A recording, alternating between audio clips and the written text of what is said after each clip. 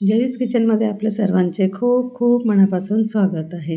बघा, कांदा पावडरचे व्हिडिओ तुम्ही भरपूर बघितले असतील, पण कांदा पावडर वापरायची कशी, ती कोणत्या पद्धतीने, किती प्रमाणात घ्यायची, हे तुम्हाला मी या व्हिडिओमध्ये सांगणार आहे. आणि ह्या कांदा पावडरने बनवलेली भाजी इतकी अप्रतिम बनते ना, एकदम रेस्टॉरंट स्टाईल बनते. आपण जी कांदा कापून भाजी करतो त्या भाजीमध्ये आणि ह्या कांदा पावडर वापरून केलेल्या भाजीमध्ये जमीन आसमानचा फरक जाणवतो. इथे मी 7-8 लसणच्या पाकळ्या, 1 इंच ते 1.5 इंच आल्याचा तुकडा घेतलेला आहे आणि 1 टोमॅटो, 4 उकडलेले बटाटे घेतलेले आहेत. फार साहित्य लागत नाही. तुम्ही जर माझ्या यूट्यूब चॅनलवर नवीन असाल तर पटकन लाईक आणि सबस्क्राईब पण करून घ्या. तर गॅसवर आपण कढई ठेवून घेऊ आणि त्यामध्ये तेल घालून घेतलेलं आहे ऑलरेडीच आणि तेल चांगलं तापू द्यायचं आहे आपल्याला.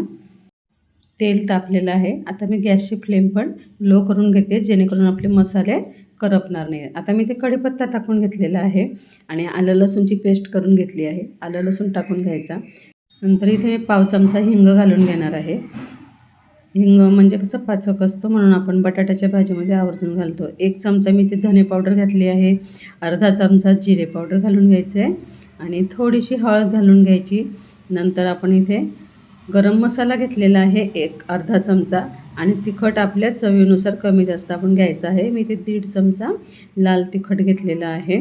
काश्मीरी तिखट असलं तर फारच छान कलर येतो. 2 चमचे मी इथे कांदा पावडर घेतलेली आहे. आपण जे पोहे खायचे चमचे घेतो ना, त्याच चमच्याने मी इथे 2 चमचे कांदा पावडर घेतलेली आहे. ही भाजी मी 3 लोकांसाठी बनवलेली आहे. बघा, आता आपण छान असा कांदा फ्राय करून घ्यायचा आहे मसाल्यांसोबतच.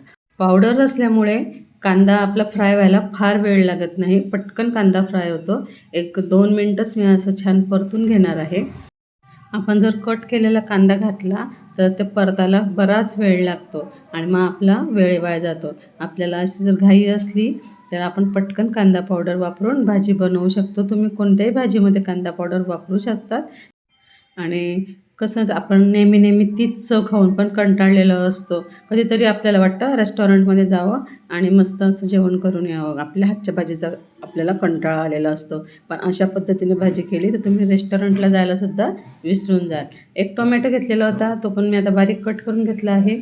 तो पण आपल्याला मसाल्यासोबत मस्त शिजवून घ्यायचा आहे. टोमॅटो पटकन सॉफ्ट होण्यासाठी मी ते भाजीमध्ये चवीनुसार मीठ घालून घेणार आहे. मिठामुळे काय होईल ना, टोमॅटो पटकन सॉफ्ट होण्यास मदत होते.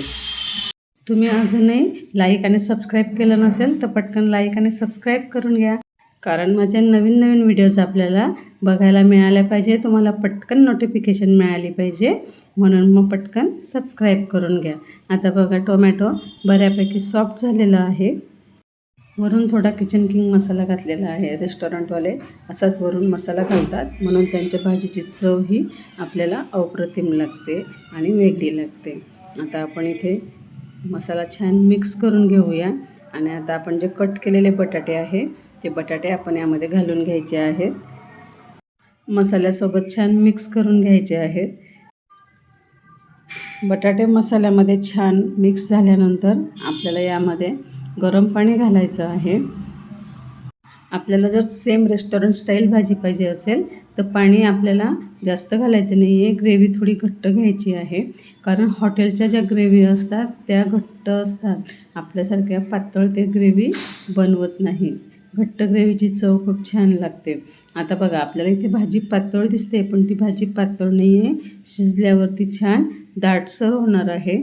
मी अजून थोडं पाणी घालून घेत आहे आणि झाकण ठेवून 3-4 मिनटं शिजवून घेणार आहे मंद आचेवर. आता इथे मी एक तडका तयार केलेला आहे. तेल गरम केलं, त्यात थोडी मोहरी घातली आणि 2 लाल मिरच्या सुक्या घालून घेतलेल्या आहे आणि मिरच्या छान झाल्या की मग आपल्याला हा तडका भाजीमध्ये सोडायचा आहे. हे अगदी सिक्रेट आहे. तुम्ही असा कुठल्याही भाजीला तडका मारला ना तर त्या भाजीची चव 100% बदलते. वरून आपल्याला कोथिंबीर घालून घ्यायची आहे. बघा, भाजी इतकी छान झाली आहे. व्हिडिओ जर आवडला असेल तर जास्तीत जास्त लाईक, शेअर, सबस्क्राईब करा. सोबत जे बेल आयकॉन दिलेलं आहे तिथंही प्रेस करायला विसरू नका, जेणेकरून माझ्या नवीन व्हिडिओची नोटिफिकेशन आपल्याला लगेच मिळेल. व्हिडिओ तुम्हाला कसा वाटला कमेंट करायलाही विसरू नका. परत भेटूया आपण नवीन व्हिडिओसोबत. धन्यवाद.